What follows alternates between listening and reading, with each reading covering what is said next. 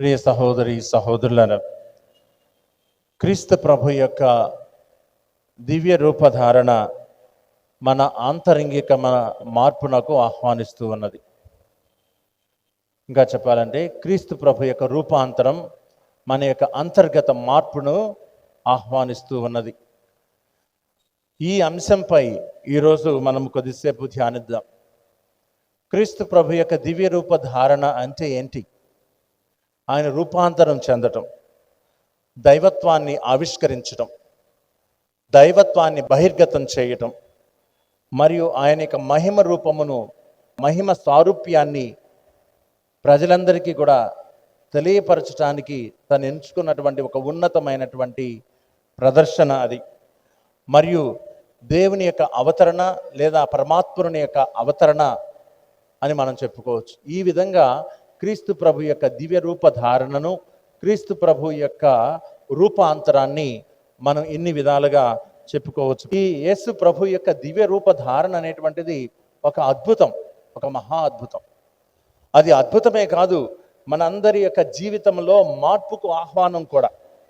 ప్రతి ఒక్కరి యొక్క జీవితంలో మార్పుకు ఆహ్వానం ఈ యొక్క దివ్య రూపధారణ. ఈ యొక్క రూపాంతరం యొక్క విశిష్టతను, రూపాంతరం జరిగినటువంటి సంఘటన గురించి కొద్దిసేపు మనం ధ్యానించినట్లయితే, యేసు ప్రభు యొక్క దివ్య రూపధారణ అనేటువంటిది 3 సువార్తలలో ఎంతో చక్కగా వివరించబడుతూ ఉన్నది. మత్తయి శుభవార్త, మార్కు శుభవార్త, లూకా శుభవార్త, ఈ 3 కూడా ఈ యొక్క వృత్తాంతాన్ని ఎంతో విపులంగా విశదీకరించి ఆ యొక్క సువార్తికులు పరిచయం చేశారు. అయితే యోహాను సువిశేషంలో కూడా 1వ అధ్యాయం 14వ వాక్యంలో ఈ విధంగా తెలియచేస్తున్నాడు. ఆయన మహిమను మేము చూచితిమి అని చెప్పటం ద్వారా క్రీస్తు ప్రభు యొక్క రూపాంతరం అనేటువంటిది అక్కడ కూడా వివరించబడి ఉన్నది అని మనం అర్థం చేసుకోవాలి. అయితే ఈ యొక్క రూపాంతరాన్ని లేదా క్రీస్తు ప్రభు యొక్క దివ్య రూపధారణను వ్యక్తపరిచేటప్పుడు ఆయనతోటి పాటు 3 వ్యక్తులను లేదా 3 శిష్యులను తీసుకుని వెళ్ళారు. ఎవరా 3? పేతురు గారు, యాకోబు గారు మరియు యోహాను గారు. అయితే ఈ 3 ఎందుకు తీసుకువెళ్ళాడు? ఆయనకు 12 మంది శిష్యులు ఉన్నారు కదా అని మనం అడగవచ్చు. బైబిల్ కూడా ఎక్కడా కూడా ఈ కారణము వలన ఈ 3 తనతోటి పాటు ఈ యొక్క దివ్య రూపధారణ సమయంలో తీసుకువెళ్ళారు అన్నటువంటి విషయం మనం ఎక్కడ కూడా చదవం. వాక్యాన్ని మనం పఠిస్తున్నప్పుడు నిత్యోపదేశ కాండములో 19వ అధ్యాయం 15వ వాక్యంలో 2 లేక 3 సాక్షుల మధ్య ఒక విషయం అనేటువంటిది స్థిరపరచాలి అని చెప్తూ ఉన్నాడు. 2 లేక 3 సాక్షుల మధ్య ఒక విషయాన్ని లేదా ఒక సంఘటనను స్థిరపరచాలి అని చెప్పి తెలియజేస్తూ ఉన్నారు. అదేవిధంగా మత్తయి శుభవార్త 17వ అధ్యాయం 16వ వాక్యంలో కూడా 2-3 సాక్షుల పలుకు ప్రతి మాట కూడా స్థిరపడుతుంది అని చెప్పి తెలియజేస్తూ ఉన్నాడు. మళ్ళీ యోహాను సువిశేషంలో కూడా 8వ అధ్యాయం 17వ వాక్యంలో తెలియజేస్తూ ఉన్నారు. 2 వ్యక్తులు సాక్ష్యము సత్యమగునని మీ ధర్మశాస్త్రమును కూడా రాయబడి ఉన్నది అన్నటువంటి సత్యాన్ని ప్రబోధిస్తూ ఉన్నారు. ప్రభు యొక్క దివ్య రూపధారణను ఈ లోకానికి పరిచయం చేయడానికి ప్రభు ఆనమైనటువంటి 3 శిష్యులను ఆయనతో పాటు తీసుకుని వెళ్ళారు. ఎందుకంటే పేతురు గారి గురించి ముందుగానే చెప్తాడు, నీవు రాయివి, ఈ రాయి పైన నేను నా యొక్క ఆలయాన్ని లేదా నిర్మిస్తానని చెప్పి చెప్తూ ఉన్నారు. ఆ విధంగా ప్రభు ఒక ప్రత్యేకమైనటువంటి అవసరత కోసం ఆయన్ను ఎంచుకున్నాడు. అదేవిధంగా యోహాను కూడా ఆయనకు చాలా ప్రియమైనటువంటి శిష్యుడు. అదేవిధంగా యాకోబు గారు కూడా ఎంతో ధైర్యవంతుడు. అటువంటి వీరిని తన యొక్క పరిచర్యను లేదా తను వచ్చినటువంటి కారణమును ఈ లోకంలో నలుమూలలకు వ్యాపింప చేయడానికి వీరు ప్రధానమైనటువంటి వ్యక్తులు అయి ఉంటారు అనుకొని బహుశా ప్రభు వారి 3 ఈ యొక్క దివ్య రూపధారణను వ్యక్తపరిచున్నది. తాబోరు పర్వతం మీద జరుగుతూ ఉన్నది.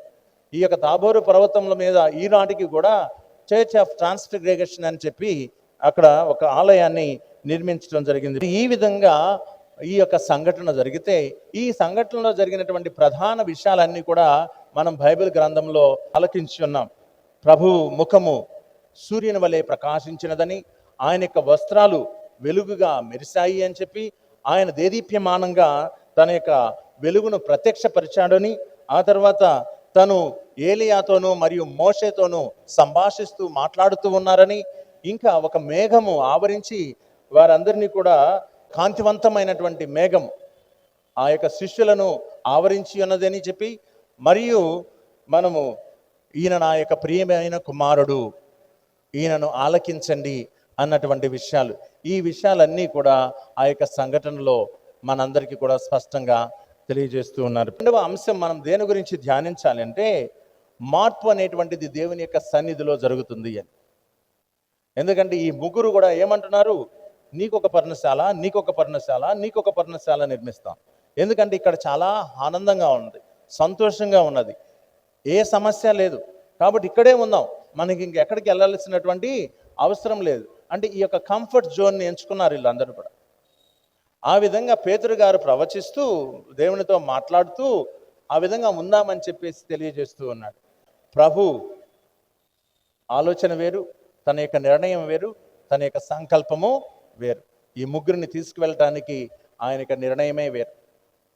అందువలనే ఈ యొక్క దివ్య రూప ధారణ అనేటువంటిది ఒక అద్భుతం, ఒక మహా అద్భుతం అని చెప్పి తెలియజేస్తూ ఉన్నాను. మనలో నిజమైనటువంటి మార్పు అనేటువంటిది బయట పరిస్థితుల వలన రాదు, అంతర్గత మార్పు వలన, అది దేవుని సన్నిధిలో ఉండుట వలన వస్తుంది.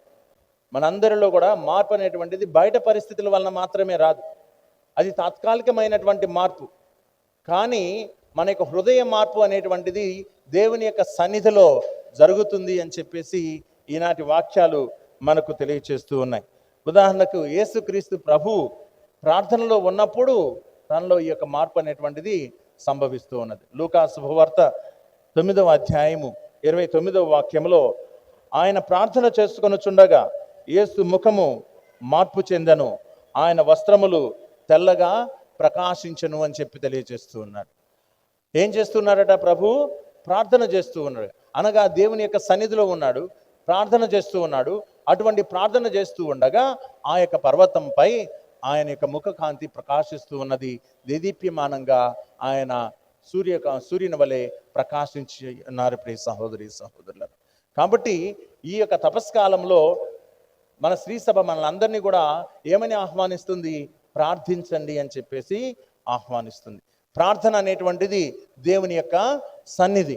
ప్రార్థించుట ద్వారా దేవుని యొక్క సన్నిధిలో మనం ఉంటాము, ఉండగలుగుతాము అన్నటువంటి నమ్మకము మనలో కలుగుతుంది. అదేవిధంగా మోషే ప్రవక్త చూడండి, మోషే కూడా ఆయనకు దైవానుభవం కలుగుతూ ఉన్నది. ఎక్కడ? నిర్గమాకాండము 34వ అధ్యాయం 29వ వాక్యంలో చూసినట్లయితే, యావయ్యతో మాట్లాడి వచ్చుట వలన అతని ముఖము ప్రకాశించుచుండెను అని చెప్తూ ఉన్నది. ఎవరితో మాట్లాడి వచ్చుట వలన? యావేతో. సీనాయి పర్వతం మీద మండుతున్నటువంటి ఆ యొక్క పొద దగ్గరికి వెళ్ళి దైవానుభవాన్ని పొందుకున్నటువంటి మోషే ఏ విధంగా ప్రకాశిస్తున్నాడట? ఆ యొక్క దర్శనం కలిగింది కాబట్టి ఆయన యొక్క ముఖము ప్రకాశిస్తుంది అని చెప్పి తెలియచేస్తూ ఉన్నారు. కాబట్టి మనం అందరం విశ్వసించవలసింది, దేవుని యొక్క సన్నిధిలో మనలో మార్పు అనేటువంటిది సంభవిస్తుంది అని చెప్పి. ఈ మోషే గారు కూడా తనలో ఆ మార్పు సంభవించిందని చెప్పేసి గుర్తించలేదు.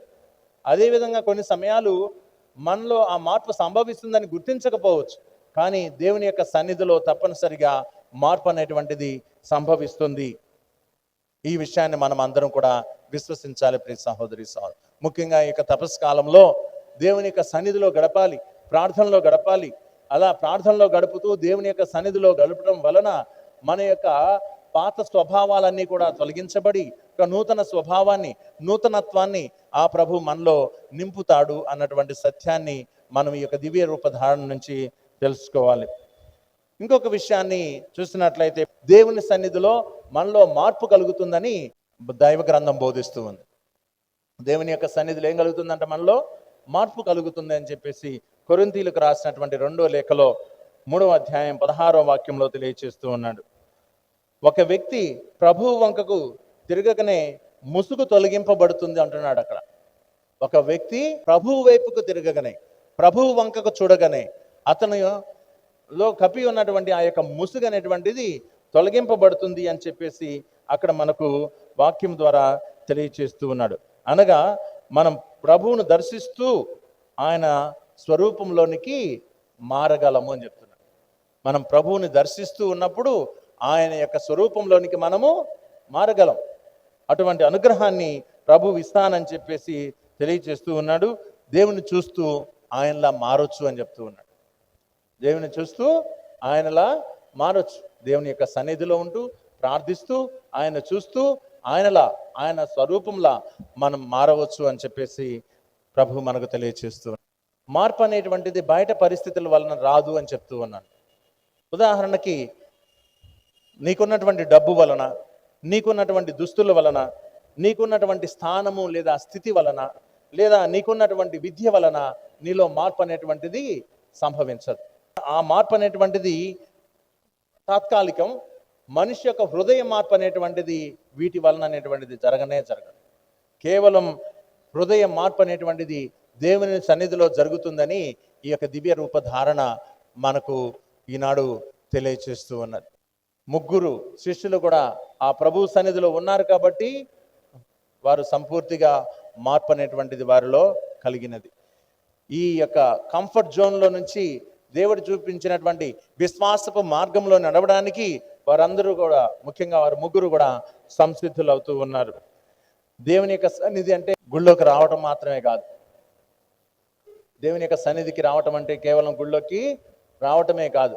ప్రార్థించడం దేవుని యొక్క సన్నిధి, దేవుని యొక్క వాక్యాన్ని పఠించడం దేవుని యొక్క సన్నిధి, దేవుని యొక్క వాక్యాన్ని ఆలకించడం దేవుని యొక్క సన్నిధి, నిశ్శబ్దంగా దేవుని యొక్క సన్నిధిలో గడపడం దేవుని యొక్క సన్నిధి, ఇంకా ప్రభువుతో ఒక ఆత్మీయమైనటువంటి ఒక బంధాన్ని ఏర్పరచుకోవటము దేవుని యొక్క సన్నిధి. దేవునిలో జీవించటం ప్రారంభించటం దేవుని యొక్క సన్నిధి. దేవునిలో జీవించటం మనం ప్రారంభించాలి. ముఖ్యంగా ఈ యొక్క తపస్కాలంలో దేవునిలో జీవించటం నేర్చుకోవాలి. దేవునిలో జీవించటం మనం ప్రారంభించాలి. అలా దేవుని యొక్క సన్నిధిలో ఉంటే ఆ సన్నిధి మనలను శుద్ధి చేస్తుంది. శుద్ధి చేయబడినటువంటి మనలో మార్పు అనేటువంటిది సంభవిస్తుంది. తపస్కాలంలో దేవుని యొక్క సన్నిధిలో ఉండాలి. ప్రార్థనలో, వాక్యములో, దేవుని వాక్యం ఆలకింపటంలో, దేవుని యొక్క ఆత్మీయమైనటువంటి బంధాన్ని ఏర్పరచుకోవటంలో, దేవునితో జీవించటంలో మనం ఇమిడి ఉన్నట్లయితే దేవుని యొక్క సన్నిధి మనల్ని ఏం చేస్తుంది? శుద్ధి చేస్తుంది. ఆ శుద్ధి మనలో మార్పుకి దారితీస్తుంది. ఈ దేవుని యొక్క సన్నిధి మన యొక్క పాపాలను క్షమిస్తుంది. దేవుని యొక్క సన్నిధి మన యొక్క హృదయాన్ని శుద్ధి చేస్తుంది. దేవుని యొక్క సన్నిధి మన యొక్క ఆలోచనలను మారుస్తుంది. దేవుని యొక్క సన్నిధి మన యొక్క మాటలను మారుస్తుంది. చివరికి దేవుని యొక్క సన్నిధి మన యొక్క జీవితాన్నే మారుస్తుంది. వీరి ముగ్గురు యొక్క మాటలను మార్చింది, ఈ ముగ్గురు యొక్క ఆలోచనలను మార్చింది. వారేమన్నారు? 3 పర్ణశాలలు నిర్మిద్దాం, ముగ్గురు కూడా ఇక్కడే ఉందాం, ఇక్కడ చాలా బాగుంది అనుకున్నారు. వారి యొక్క ఆలోచనలను, వారి యొక్క తలంపులను, వారి యొక్క మాటలను దేవుని యొక్క సన్నిధి మార్చింది. మనమందరము ఈ యొక్క తపస్కాలంలో దేవుని యొక్క సన్నిధిలో ఉండటం వల్ల మనలో మన మాటలు మారతాయి, మన ఆలోచనలు మారతాయి, మన చూపులు మారతాయి, మన హృదయం శుద్ధి చేయబడుతున్నది. తర్వాత మన యొక్క పాపాలు క్షమింపబడతాయి. మనం యేసులో అనగా దేవునిలో జీవించటం ప్రారంభిస్తాం. మూడవదిగా చివరిగా చూసినట్లయితే ఈనాడు ఈ యొక్క యేసుక్రీస్తు యొక్క దివ్య రూపధారణ, నా స్వరాన్ని ఆలకించండి అని చెప్తూ ఉన్నాడు. మత్తయి సువార్త 17వ అధ్యాయము 5వ వాక్యములో, ఈయన నా కుమారుడు, నా ప్రియమైన వాడు, ఈయనను గూర్చి నేను ఆనందభరితుడనైతిని, ఈయనను ఆలకింపుడు అంటున్నాడు. అంటే దాని యొక్క అర్థం ఈయనను వినండి అంటున్నాడు. ఎవరిని వినమంటున్నాడు? ఆ ప్రభువుని వినమను. ప్రభువు ఇస్తున్నటువంటి ఒక ప్రత్యేకమైనటువంటి ఆజ్ఞ ఇది మనకి. ఆయన్ను వినమని, ఆయన మాటను వినమని, ఆయనతో మాట్లాడమని, ఆయన సన్నిధిలో ఉండమని, ఆయన మనతో చెప్తున్నటువంటి లేదా మనకిస్తున్నటువంటి ఒక ఆజ్ఞ. ఆలకించండి, నన్ను వినండి అని చెప్పేసి ఆ ప్రభు చెప్తున్నాడు. ఆయన వింటంటే మనం తగ్గింపబడం. ఆయన వింటే మనకు ధైర్యాన్ని ఇస్తాడు. ఆయన వింటే మనల్ని నిలబెడతాడు. ఆయన వింటే ఆయన నిత్య జీవ మార్గాన్ని చూపిస్తాడు. ఆయన్ను విన్నట్లయితే మనకు శాంతినిస్తాడు. ఆయన్ని విన్నట్లయితే మనకు కావలసినటువంటి ప్రేమను, క్షమను, ఆదరణను, జీవనాన్ని ఇస్తాడు. అంత గొప్పమైనటువంటి విషయాలన్నీ కూడా ఆయన స్వరంలో దాగి ఉన్నాయి. ఆ క్రీస్తు స్వరాన్ని నేను వింటున్నానా? ఆయన ఆజ్ఞ వేశాడు కదా, ఈయన నా ప్రియమైన కుమారుడు, ఈయన యందు నేను ఆనందభరితుడనైతిని, ఈయన యొక్క స్వరాన్ని ఆలకించండి అంటున్నాడు. మరి ప్రభువే చెప్తున్నాడు, నా స్వరాన్ని ఆలకించండి అంటాడు కదా, నా గొర్రెలు నా స్వరమును వినును అంటున్నాడు ఆ ప్రభు. యోహాను సువిశేషంలో 10వ అధ్యాయం 27వ వాక్యంలో పలుకుతాడు. ఏమంటాడు? నా గొర్రెలు నా యొక్క స్వరమును ఆలకించును అంటున్నాడు. వింటాయంట. మరి మనం నిజంగా ఆయన్ని అనుసరిస్తున్నట్లయితే, ఆయన నమ్ముతున్నట్లయితే, ఆయన యొక్క మార్గంలో నడిచేటువంటి వారం అయితే ఆయన యొక్క స్వరం మనకు వినిపిస్తుంది.